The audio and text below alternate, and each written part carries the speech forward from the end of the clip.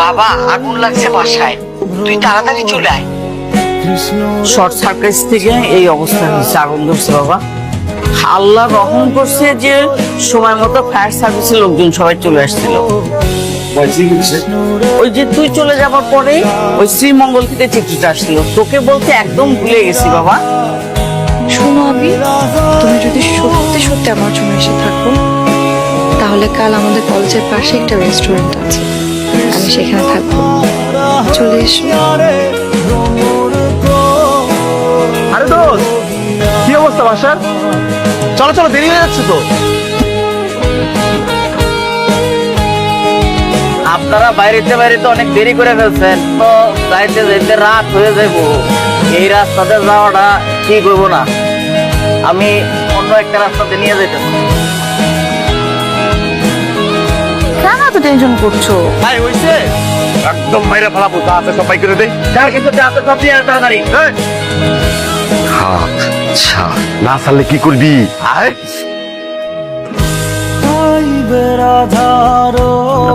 আমার না অনেক ভয় করছে, এই জায়গাটা সেফ তো না? কেউ খুঁজে পাবো না, খুঁজে পেলেও কিচ্ছু করতে পারবে না।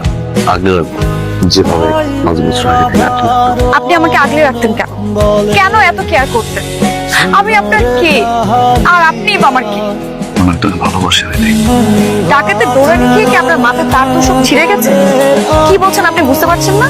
আরে আপনি তো ভালোবাসেন আপনার ফ্রেন্ড কে, ওই যে জেনকে ভালোবাসতে কেন গিয়েছিলাম সিলেটে? মিথ্যে বাহানা দিয়ে কেন গিয়েছিলাম তোমার খোঁজে, তোমার বাসায়?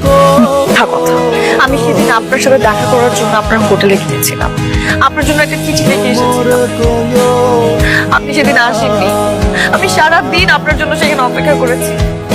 আবার আপনি আমাকে জানার পর্যন্ত নাই যে কেন সেদিন আপনি আসলেন না। হয়তো সেদিন আমি চিঠিটা পাইনি, আমি চিঠি পেয়েছি গত পরশু দিন। হয়তো আমার বাসায় আগুন না লাগলে আমি কোনো জানতেও পারতাম তুমি সেদিন এসেছিলে। এই ভালোবাসার কথাটা বলতে আপনার 5 বছর সময় লাগবে। আমি এই কথাটা শোনার জন্য কত অপেক্ষা করছি। আপনি এখন এসে আমাকে বলছেন আপনি আমাকে ভালোবাসতেন, আর কয়দিন পরে আমার বিয়ে, আমার এনগেজমেন্ট হয়ে গেছে।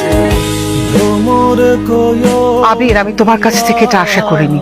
তোমাকে আমি ছেলের মতো জানি, আমি খুব কষ্ট পেয়েছি, কাজটা তুমি ভালো করনি। তুই আমার আর অদিতির ফ্যামিলির সম্মান নষ্ট করেছিস। তুই এই মুহূর্তে এই বাড়ি থেকে বের হয়ে যাবি, তা না হলে আমার চেয়ে খারাপ কেউ হবে না।